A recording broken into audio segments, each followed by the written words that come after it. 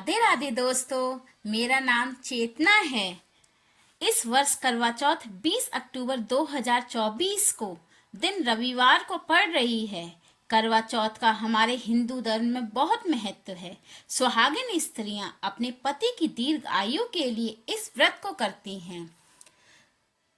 तो आज मैं आपको बताने जा रही हूँ करवा चौथ के बारे में कुछ सवाल जो आपके मन में अवश्य आते होंगे, जैसे कि करवा चौथ का व्रत कैसे रखें, करवा चौथ पर छलनी से क्यों करते हैं पति का दीदार, करवे में हमें क्या भरना चाहिए, करवा चौथ पर कैसे कपड़े पहने, चंद्रमा को जल चढ़ाने से क्या होता है, चांद को अर्घ्य कैसे दें, इस दिन किस भगवान की पूजा की जाती है, करवा चौथ की पूजा घर में कैसे करते हैं, क्या सरगी से पहले नहाना जरूरी है, करवा चौथ की तैयारी कैसे करना चाहिए, इत्यादि।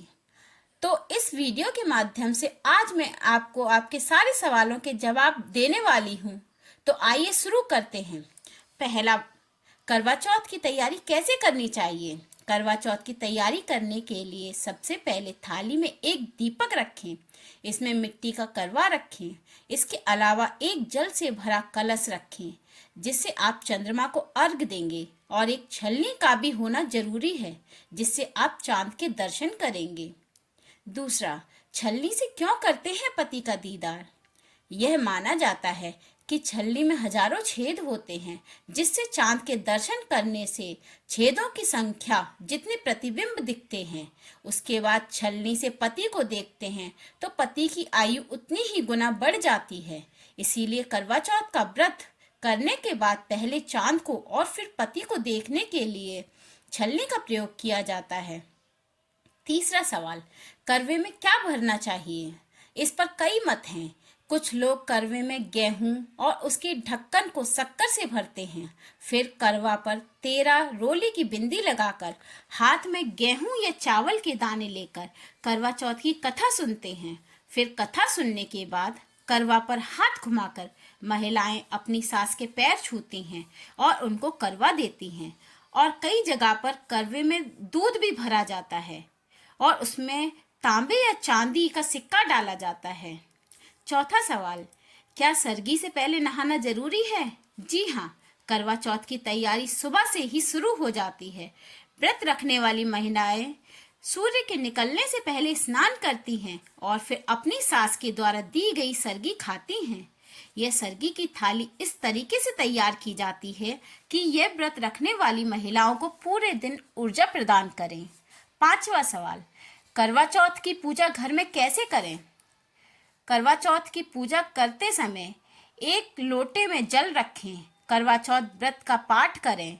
उसके बाद चांद निकलने के बाद छलनी से पहले चांद को और फिर अपने पति को देखें, फिर चंद्रमा को अर्घ्य दें और अपने पति की दीर्घ आयु के लिए कामना करें। छठा सवाल, चंद्रमा को अर्घ्य कैसे दें। चंद्रमा को अर्घ्य देते समय आपकी यह विशेष ध्यान रखना चाहिए कि आपकी दिशा उत्तर पश्चिम की हो।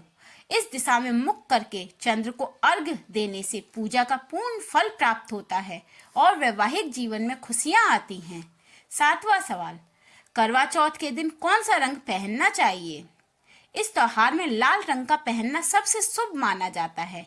इसके अलावा आप पीला, हरा, गुलाबी और नारंगी रंग भी पहन सकते हैं, लेकिन काले या सफेद रंग पहनने से हमें बचना चाहिए।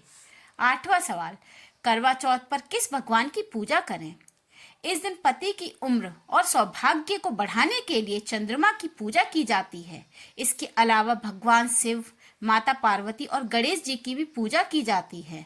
अर्घ्य देते समय हमें ओम सोम सोमाय नमः का 108 बार जप करना चाहिए। नौवां सवाल, चंद्रमा को अर्घ्य देने से क्या होता है। चंद्र के उदय होने के बाद इस दिन लोटे से जल और दूध का अर्घ्य देना शुभ माना जाता है। इससे चंद्रदेव की कृपा बनी रहती है और जीवन में अपार सफलता प्राप्त होती है। तो दोस्तों, आशा है कि करवा चौथ व्रत के बारे में आपको अपने सारे सवालों के जवाब मिल गए होंगे। इसी प्रकार की महत्वपूर्ण जानकारी को प्राप्त करने के लिए हमारे चैनल को लाइक, शेयर एंड सब्सक्राइब कीजिएगा। धन्यवाद।